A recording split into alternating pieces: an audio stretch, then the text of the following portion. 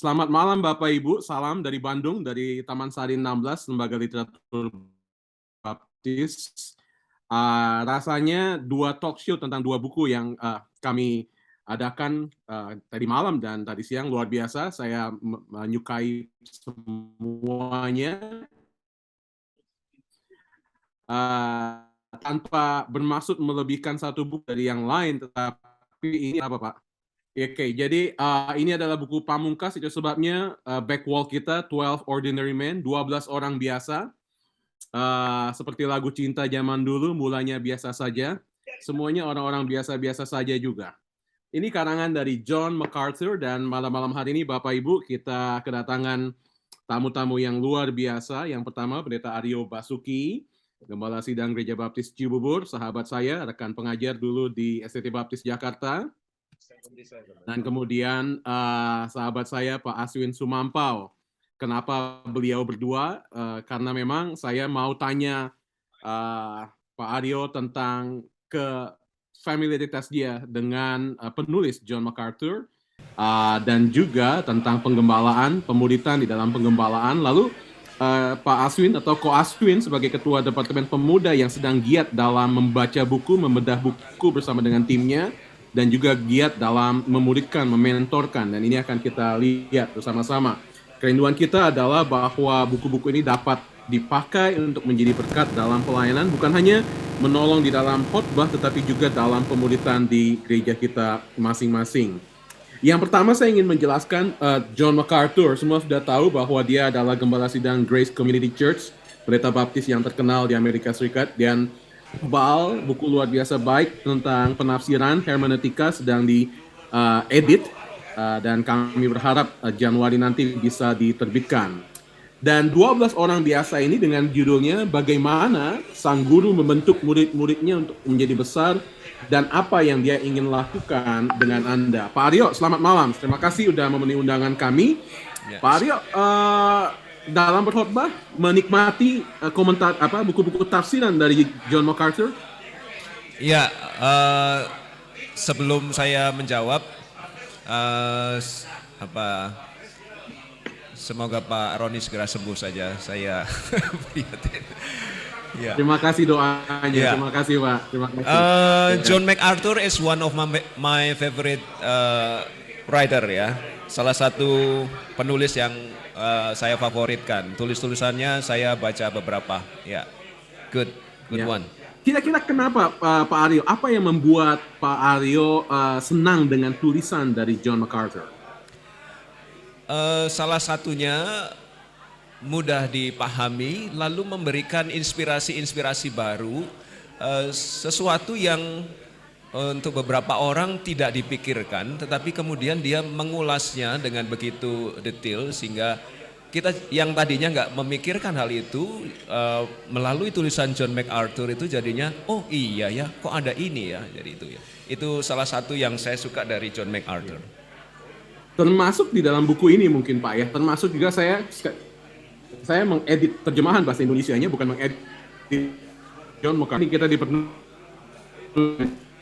Piper di malam John MacArthur dan John di sini yang kita lihat. Nah, termasuk dalam tulisan beliau di sini, apa bab mana? Bisa diulang lagi yang part terakhir, saya belum jelas pertanyaannya Pak Roni. Oke. Bagian mana dari buku ini, bab mana dari buku ini yang sungguh-sungguh membuat tertarik dari Pak Aryo ya, ketika membaca? Kupasan tentang murid yang mana? Iya, salah satu murid favorit saya adalah Petrus ya, Simon Petrus. Kemudian bagian yang paling menarik sungguhnya di bagian awal saya suka karena di situ membuat saya berpikir, iya ya, 12 murid Yesus itu orang biasa sebenarnya.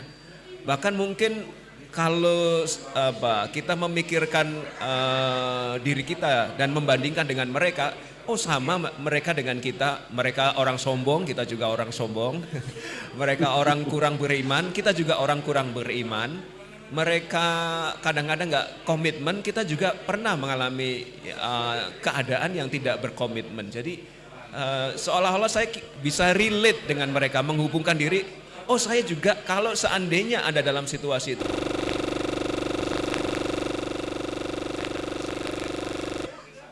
Bisa jadi saya termasuk dari 12 murid itu yang juga orang-orang biasa saja sebenarnya. Ya. Yang menarik adalah ke-12 orang yang biasa tersebut tidak menutupi kelemahan mereka ketika kehidupan mereka bersama dengan Yesus dituliskan. Betul Pak Aryo ya? Iya, saya setuju. Alkitab sama sekali tidak menutupi kekurangan mereka, seorang-orang mereka manusia sempurna, enggak. Jadi dari mempelajari 12 ordinary men ini, saya bisa relate, oh sama dengan saya, kelemahannya juga mirip-mirip gitu ya. Oke. Nah, kalau bisa kita bicara tentang Petrus, Petrus tadi Bapak katakan di dalam judulnya bab yang kedua, rasul yang sering keliru dalam berkata-kata. Kita udah tahu itu ya, seringkali dia cepat untuk berbicara, lalu kemudian dihardik, ditegur oleh Yesus.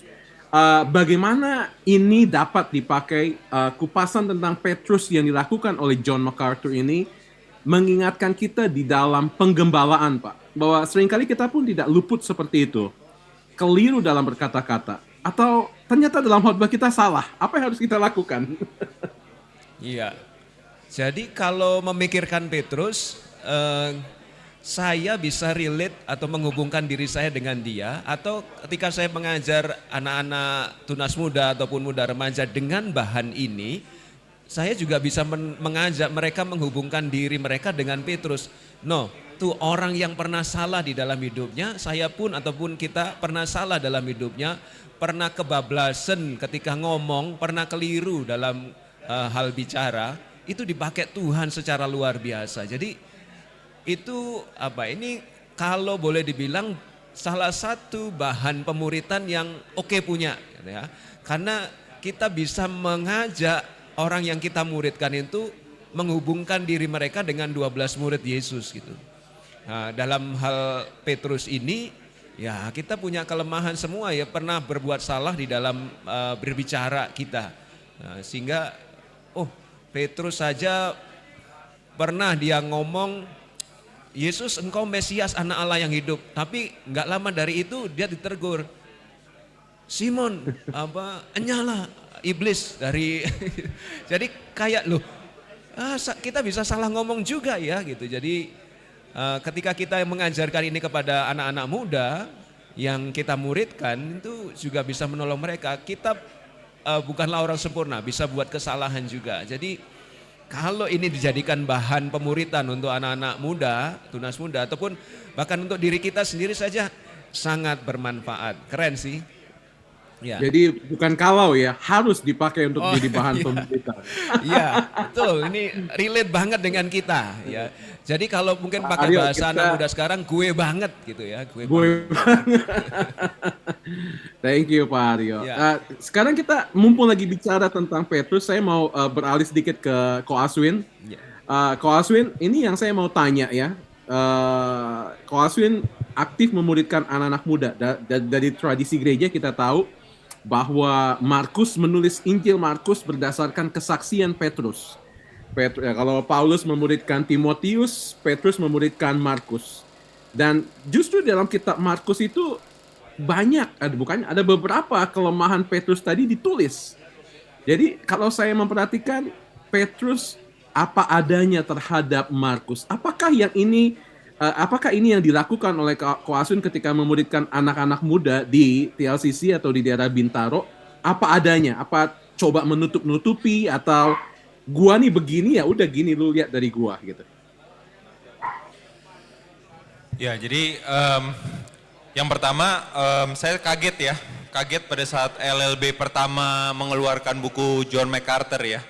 Karena saya pikir kalau dengar nama John MacArthur itu pasti pendalaman Alkitab yang agak membosankan gitu ya. Dalam pikiran kita tuh seperti itu ya. Tapi pada saat saya membaca buku pertama, Kunci-Kunci Pertumbuhan Rohani, itu buku yang sangat simpel ya. Sangat simpel dan dia memasukkan banyak Injil di situ. Sehingga orang-orang anak-anak muda yang di dalam kelas pemuritan itu merasa nyaman dengan bab-bab yang ada di dalam buku John MacArthur ya. Di buku ini sekali lagi aku melihat bahwa dia coba membahas figur ke figur ya, yang menurut saya ini cukup menarik karena untuk kita yang mungkin kalau kunci-kunci pertumbuhan rohani agak lebih ringan, tapi kalau di sini ini bisa kita pakai pada saat kita membongkar firman Tuhan ya. Kita bisa melihat 360 dari murid-murid Yesus ya, kita memiliki pandangan yang berbeda. Nah, pada saat kita mementor ya memang semua diawali dari kelemahan kita ya. Tanpa kelemahan kita orang juga tidak akan terbuka terhadap kita ya. Jadi berjalan bersama-sama itu adalah inti pemuritan ya. Kalau kita bisa berjalan bersama-sama, dia melihat kelebihan, kekurangan kita dan bagaimana sebenarnya kan proses ya kita sendiri di dalam suatu proses pengudusan ya. Tapi proses itu sendiri yang menjadi kesaksian, itu yang pasti untuk semua murid-murid ya. Thank you Pak. Nah, Aswin, orang keuangan kan ya. Ternyata di bab 6 itu, di bab 6 tentang Filipus, itu dilihat bahwa dia adalah orang yang perhitungan. Ketika peristiwa memberikan makan kepada 5.000 orang, Filipus berkata roti seharga 200 dinar tidak akan cukup untuk mereka. Jadi dia ngelihat jumlahnya dan dia langsung lihat matematikanya jalan. Jadi kelihatannya pebisnis harus terlibat dalam pemuritan juga ya. Iya, semua ada hitungannya ya Pak ya. Itu dia kenapa buku ini juga pasti ada harganya. Talk show-nya jangan dihitung tapi Pak ya, tolong kita nggak mampu. Ya, tapi kita yakin ya, Tuhan juga menghitung ya, setiap apapun yang kita lakukan untuk dia, dia nggak tutup mata ya. Itu yang kita lihat. Saya ingin bagikan slide ini, saya nggak tahu apakah terlihat, tetapi kalau Bapak Ibu nanti membaca buku ini, khususnya di pertama kali ketika dikupas mengenai Petrus, ada pengelompokan yang luar biasa dan saya ingin Pak Aryo dan Pak Aswin menanggapi tabel ini. Kita biasa melihat daftar murid, ke-12 murid yang diberikan oleh Matius 10, Markus 3, Lukas 6, dan kitab Kisah Rasul pasal yang 1, tetapi tidak memperhatikan bahwa ada struktur yang luar biasa yang diberikan oleh ketiga penulis Matius, Markus, dan Lukas ketika memberikan nama-nama. Jadi kalau kita melihat bahwa sebenarnya ada 3 kelompok di dalam 12 murid ini, dan 3 kelompok itu dipimpin oleh orang ya. Kita lihat kelompok pertama dipimpin oleh Simon, itu sebabnya keempat kitab ini menyebut nama Simon dengan 3 anggota kelompoknya yang sama, Andreas, Yakobus, Yohanes. Lalu kemudian kelompok yang kedua, Filipus, sama, disebutnya urutan kelima dengan anggota kelompoknya sama, Bartolomeus, Thomas, dan Matius. Lalu kemudian kelompok yang ketiga dipimpin oleh Yakobus dengan anggota kelompoknya yang sama. Dan MacArthur, ini kalau Anda melihat nanti di halaman 56 dan 57, ini Anda akan tertarik sekali melihat bagaimana John MacArthur melihat ada kejeniusan strategi Yesus di dalam memanage murid-muridnya, 12 orang tersebut. Nah, Pak Aswin, sekali lagi kita berbicara mengenai manajemen di dalam pemuritan, manajemen di dalam gereja. Kira-kira apa yang harus kita pelajari dan terapkan di dalam manajemen kita, Pak Aswin, sebagai orang manajemen ketika melihat pemuritan bukan sekedar pemuritan saja, tetapi ada unsur manajemen yang harus terlibat dan ini diterapkan oleh Yesus. Ya, kalau kita lihat kan ring ya. Jadi Tuhan Yesus juga punya ring 1, ring 2, ring 3 gitu ya. Jadi Tuhan Yesus tidak hanya memiliki 12 murid, tapi ya inilah pada saat membuku John MacArthur tuh John MacArthur selalu menggali cukup dalam ya. Dimana kalau kita hanya melihat 12 murid, tapi John MacArthur melihat lebih dalam lagi ya. Ya memang kalau kita lihat di sini ada suatu struktural yang kurus ya, bukan struktural yang gendut 1 ke 12 orang, tapi 1 ke 3, 3 ke bawahnya lagi ya. Jadi kalau kita melihat ini sistem pemuritan yang luar biasa ya, ini sistem pemuritan yang mungkin dilakukan Musa pada waktu itu, tapi kita lihat Yesus juga terapkan suatu manajemen murid ya. Nah ini juga aku setuju ya bahwa setiap dari kita fokus saja memuridkan apa yang kita bisa dan dari situ memuridkan dan multiplikasinya pasti besar ya. Makasih Pak Roni. Thank you, Ko Asin. Pak Aryo mau menanggapi nggak tentang strategi yang Yesus pakai di dalam memanage murid-muridnya dan bagaimana kita dapat menerapkan di dalam gereja? Ya, ini salah satu insight atau inspirasi yang saya dapat dari buku ini. Saya sih pernah mikir bahwa ada inner circle ya, atau lingkaran dalam dari murid Yesus, tapi nggak pernah mikir yang lingkaran selanjutnya. Tapi itu menjadi salah satu hal yang menyadarkan saya di dalam pemuritan, ada orang-orang yang sengaja dekat dengan kita, dan itu mendapat privilege atau hak istimewa tertentu untuk melihat dari diri kita sebenar-benarnya. Dan pemuritan kan nggak soal menyampaikan materi kepada murid kita, tapi mentransferkan ya, meneruskan diri kita kepada murid kita. Jadi manajemen dalam pemuritan itu. Jadi orang yang paling dekat dengan kita itu ya, memang di dalam Alkitab menjadi kelihatan banget orang yang paling dekat dengan Tuhan Yesus, Simon Petrus maupun Yohanes, Yakobus dan Andreas itu kita baca karya mereka lain dibandingkan dengan orang yang di circle lingkaran. Nah, itu jadinya kita perlu memikirkan di dalam manajemen pemuritan yang kita lakukan bahwa orang-orang tertentu memang kita izinkan mengetahui lebih dekat tentang kita sehingga kita dapat mentransfer diri kita kepada mereka, tidak sekedar materi pemuritan tetapi juga diri kita kepada mereka, sehingga kita punya peniru-peniru berikutnya yang tidak saja meniru cara kita melakukan sesuatu tapi juga meniru kualitas kita, iman kita dan lain sebagainya di dalam pemuritan. Ya. Thank you. Pak Aryo tadi sebut mengenai inner circle. Jadi kita percaya, kita yakin bahwa salah satu dari inner circle-nya adalah Yohanes. Dan di dalam salah satu babnya, bab yang kelima dikatakan Yohanes rasul yang penuh kasih karena dia banyak berbicara. Yohanes 13 ayat 23 mengklaim bahwa dia adalah murid yang paling dikasihi oleh Yesus. Tapi di dalam subbab dari bab 5 ini, MacArthur mencoba untuk melihat keseimbangan yang dimiliki oleh Yohanes. Keseimbangan yang pertama, dia katakan keseimbangan antara kasih dan kebenaran. Lalu keseimbangan yang kedua, dia berbicara mengenai keseimbangan antara ambisi dan kerendahan hati. Lalu yang ketiga, dia berbicara mengenai keseimbangan antara penderitaan dan kemuliaan. Keseimbangan antara kasih dan kebenaran, saya melihatnya keseimbangan antara praktek dengan teologi. Kalau bisa saya katakan tadi siang dengan diskusi dengan Pak Martinus, saya katakan bahwa seringkali kita memisah-misahkan bahwa saya hanya mau berteologi dan saya hanya mau praktika saja, saya nggak mau berteologi. Tapi kalau kita lihat di sini ada keseimbangan dari murid-murid Yesus. Kita lihat tulisan-tulisannya juga setiap kali 1 Petrus, surat Paulus penuh dengan doktrinal tapi juga kemudian penuh dengan hal-hal yang bersifat praktis. Sekarang Pak Aryo, bagaimana kita sebagai hamba Tuhan di dalam pelayanan kita memiliki keseimbangan antara teologi dengan praktika kita, Pak? Jadi kita kaya dengan pengajaran, tetapi kita juga seimbang tetap dengan aplikasi yang nyata untuk jemaat. Ya, itu juga yang saya dapatkan dari buku ini, bahwa ya kita perlu menegakkan kebenaran, tetapi menegakkan kebenaran dalam konteks kasih.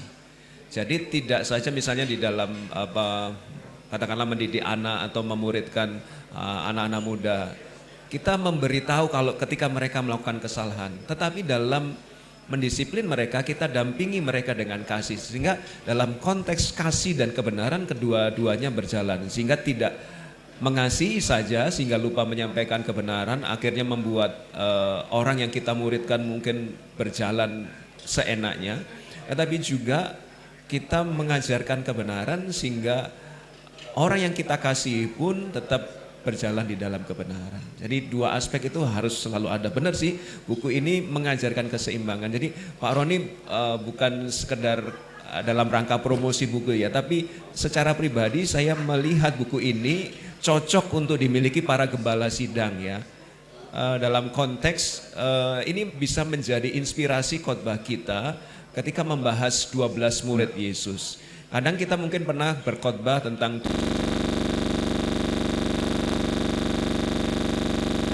mungkin kita pernah berkhotbah tentang 7 jemaat di kitab Wahyu. Mungkin kita pernah berkhotbah 9 aspek dari buah roh dan lain sebagainya. Tapi mungkin kita belum pernah berkhotbah 12 murid Yesus. Jadi kalau punya buku ini, kita bisa mengkhotbahkannya dan sekaligus mengajarkan aspek-aspek penting yang ada di dalam pemuritan yang dilakukan Yesus kepada 12 muridnya.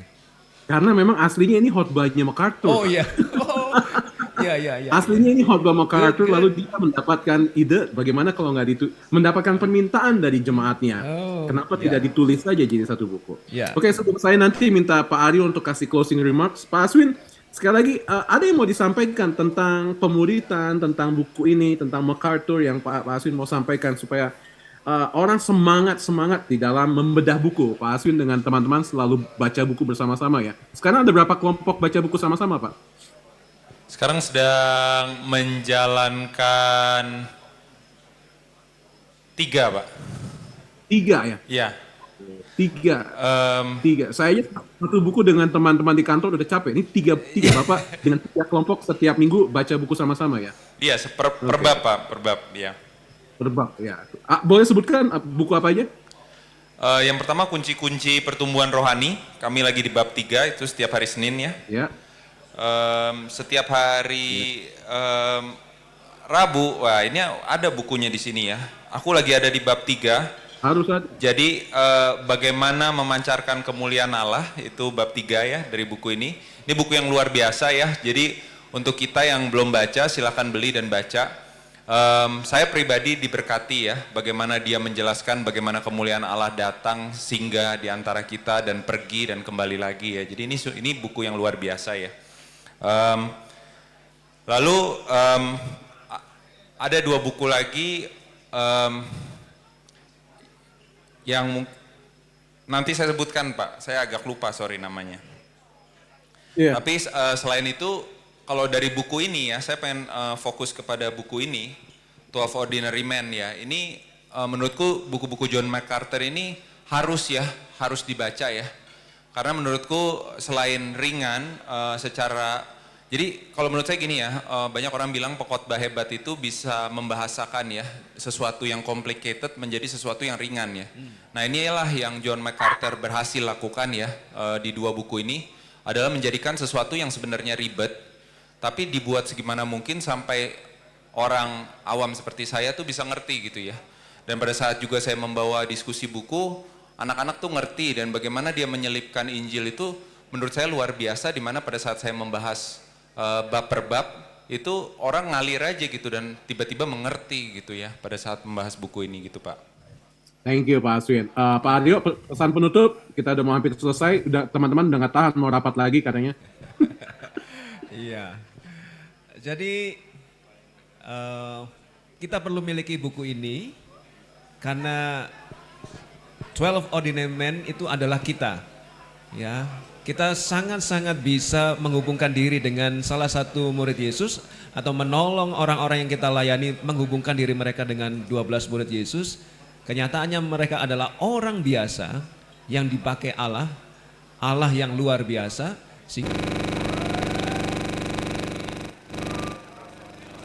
Di alat-alat Allah untuk pekerjaannya. Itu, makasih. Terima kasih Pak Aswin, Pak Aryo. Saya ingin menutup dengan membaca bagian dari buku ini ketika dikatakan mereka bukanlah orang-orang suci, mereka bukanlah orang-orang terpelajar, bahkan mereka bukanlah orang-orang saleh yang bijaksana. Jika Kristus dapat menggenapi tujuannya melalui kehidupan orang-orang biasa seperti ke-12 muridnya, bayangkan apa yang ia siapkan bagi Anda. Kita semua orang biasa, tapi kita dapat dipakai oleh Tuhan untuk pekerjaan yang luar biasa. Tuhan Yesus memberkati, doakan LLB. Terima kasih, selamat bersidang. Terima kasih Pak Roning. Terima kasih LLB.